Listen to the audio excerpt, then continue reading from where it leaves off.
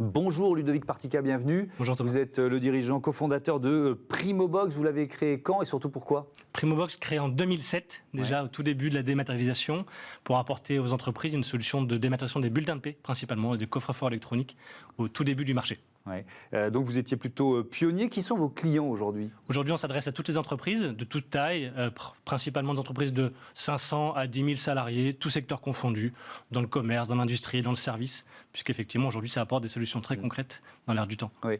Et alors, vous dites que l'entreprise elle existe quand même depuis longtemps maintenant, mais il y a encore un potentiel de croissance pour ce marché ? Très important, parce que paradoxalement, on estime qu'aujourd'hui, seulement un salarié sur deux reçoit son bulletin de paie de manière électronique. C'est-à-dire qu'il y a encore un salarié sur deux qui reçoit son bulletin de paie papier. Ouais. Et la plupart des entreprises utilisent beaucoup de papier dans les fonctions RH pour signer des contrats de travail, pour tous les dossiers du collaborateur. Donc aujourd'hui, c'est vrai que c'est un marché qui s'accélère.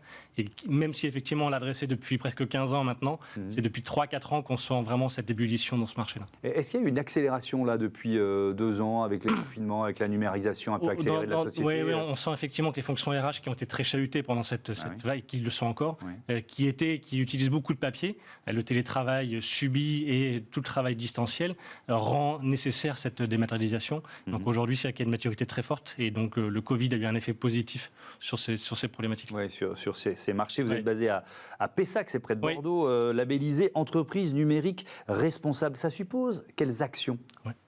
Alors très concrètement, c'est que depuis 2018, pour nous, c'était important de mettre en place cet impact-là et donc cette coloration au-delà de notre offre. Et donc aujourd'hui, c'était important à travers 2 leviers. Le levier satisfaction de nos clients. Donc le label entreprise numérique responsable repose sur, d'une part, la satisfaction de nos clients et donc sur la conformité des engagements de service qu'on prend à leur côté, et puis également sur l'impact environnemental et donc l'impact environnemental de l'ensemble de nos pratiques en tant qu'entreprise lambda au-delà de notre activité. Donc ça c'était important pour nous et de sortir de la simple promesse d'avoir un impact environnemental positif. Ça nous a permis d'avoir un cadre d'amélioration continue et donc depuis 4 ans justement de multiplier les actions pour avoir un impact positif en termes environnemental et puis sociétal.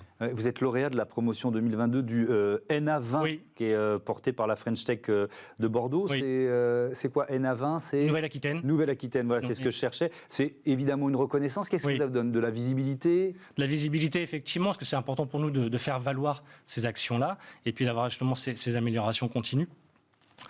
Et également d'avoir cette visibilité en termes de associer l'éthique à la performance économique et de pouvoir considérer que, certes, on peut avoir des marchés porteurs et des enjeux de développement économique significatifs, tout en associant des problématiques de responsabilité économique et sociale. Oui, alors justement, vous avez parlé d'environnement, mais il y a aussi des enjeux de parité, des enjeux d'inclusion. Quelle part ça prend finalement dans vos actions là ? Je parle pas d'engagement, je parle d'action. Pour nous, c'est essentiel, effectivement, et c'est le cœur, c'est la clé de voûte de l'entreprise. C'est-à-dire qu'on est attaché à ce que, d'une part, pour nos collaborateurs, donc on a 70 collaborateurs aujourd'hui, on a une politique RH très claire, très engagée, qui repose sur 2 leviers.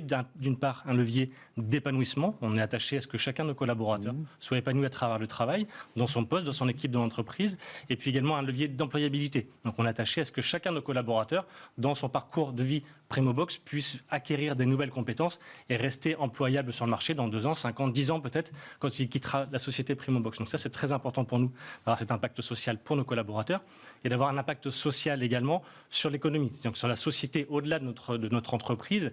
Et donc ça qu'on s'est engagé depuis 2018 dans une fondation qui s'appelle Bordeaux Mécènes Solidaire, qui consiste à accompagner des associations locales qui luttent contre la précarité, contre la pauvreté, pour l'insertion, contre le logement insalubre, etc. Et donc de pouvoir avoir aussi une démarche vertueuse de mécénat de compétences et d'impliquer l'ensemble de nos collaborateurs au profit de ces associations-là sur leur temps de travail, et donc de ne pas simplement être obnubilé et obsédé par un simple travail dans le cadre de la société Primobox. Vous avez levé 4 500 000 euros l'an dernier. C'est quoi la stratégie de croissance avec cette levée de fonds ? Développement commercial, puisque comme on le disait en début d'introduction, le marché est très captif, donc on a vraiment la volonté de doubler notre chiffre d'affaires dans les 3 ans qui viennent, sur un marché français, et puis avec des opportunités également européennes, puisque les problématiques effectivement dans les pays voisins sont les mêmes, donc on veut continuer la croissance commerciale, continuer la croissance effectivement en termes des investissements R&D, puisqu'on est éditeur logiciel, donc on doit veiller à pouvoir toujours investir sur notre offre, et puis avec en toile de fond cette logique d'impact, et donc d'avoir en ligne de mire entreprise à mission, ou effectivement, pourquoi pas une certification Bicorp également, pour avoir ce cercle vertueux et pas simplement être obsédé par le développement commercial.